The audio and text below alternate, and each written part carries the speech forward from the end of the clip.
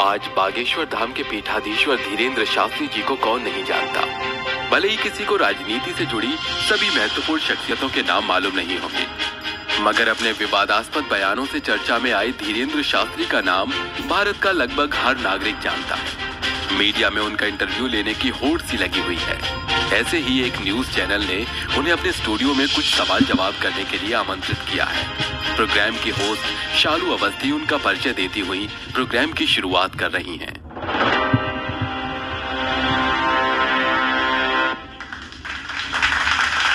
यूं तो बागेश्वर धाम के स्वयंभू महाराज धीरेंद्र शास्त्री, जो अपने चंचल स्वभाव और वाक्पटुता के लिए भी जन जन में लोकप्रिय हैं, वो आज किसी परिचय के मोहताज नहीं हैं। लेकिन फिर भी हर किसी के मन में उनके बारे में और अधिक जानने की उत्सुकता बनी ही रहती है। उनसे जुड़े बहुत से किस्से हैं तो विवादों की संख्या भी कम नहीं। उनकी गदा में वाईफाई है और उन्होंने रावण से फोन पे बात की है, जैसी वो बात करते हैं। आए दिन किसी न किसी विवाद में उनका नाम हमें सुनने को मिलता रहता है। उनको लेकर दिमाग में कई तरह के सवाल उमड़ते हैं, जैसे कौन है वो, कहाँ रहते हैं, उन्हें सिद्धि कैसे मिली, वो सही में चमत्कार करते हैं या वो महज आंखों का एक धोखा है। मात्र 26 वर्ष की उम्र में क्या सिद्ध बाबा बना जा सकता है? भारत को एक हिंदू राष्ट्र घोषित करने की उनकी मांग कहीं किसी चुनावी पार्टी की कोई चाल तो नहीं? अपनी इस मांग से कहीं वो भारत के विभिन्न धर्म समुदायों के बीच दरार डालने की कोशिश तो नहीं कर रहे? ऐसे और भी कई सवाल हैं जिनके जवाब हम हमारे इस शो में ढूंढने की कोशिश करेंगे। शास्त्री जी पिछले 11 वर्षों से अपना दरबार लगाते आ रहे हैं, लेकिन वो सुर्खियों में तब आए जब अंधश्रद्धा निर्मूलन समिति के प्रमुख श्याम मानव ने उन्हें खुलेआम चुनौती दी। वो चुनौती क्या थी? उस पर ऐसा क्या बवाल हुआ जो रातों रात धीरेंद्र शास्त्री जी सोशल मीडिया पर वायरल होने लगे?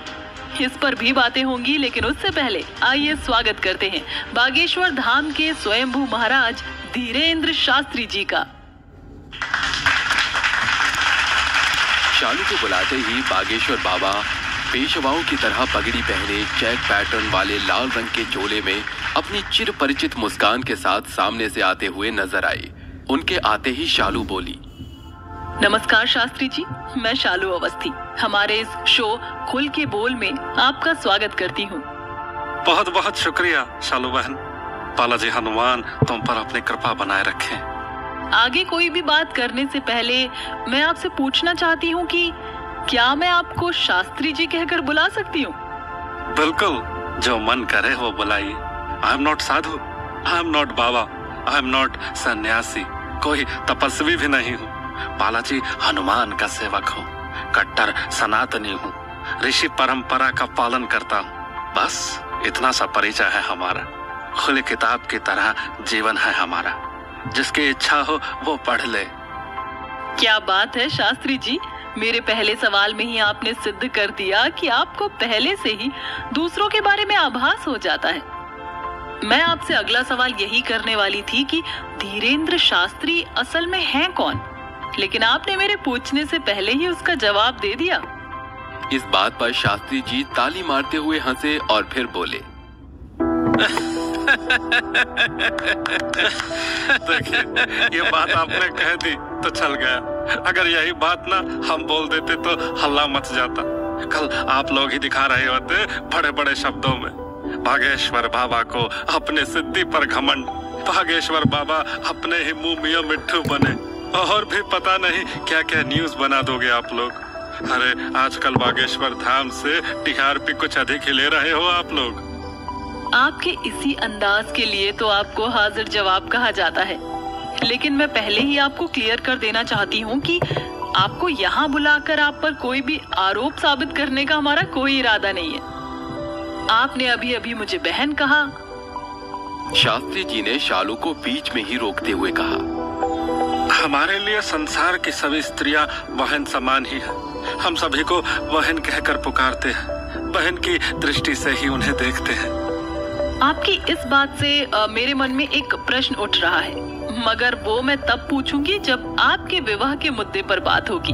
हाँ, तो मैं आपसे कह रही थी कि आपने मुझे बहन कहा, तो इस नाते मैं आपसे हर उस वाद विवाद पर बात करूंगी जो आपसे जुड़ा है, जैसे श्याम मानव की चुनौती, रामचरितमानस पर विवाद, आपकी भारत को हिंदू राष्ट्र घोषित करने की मांग, जोशीमठ वाला मामला, आपकी घर वापसी की मुहिम, आपके घर परिवार के बारे में, आपकी सिद्धि और चमत्कारों के बारे में, और भी जो कुछ बातों बातों में निकलता जाएगा, और साथ में लोगों के सवाल और आपको लेकर उनके मन में उठती शंकाओं को भी आपके सामने रखूंगी।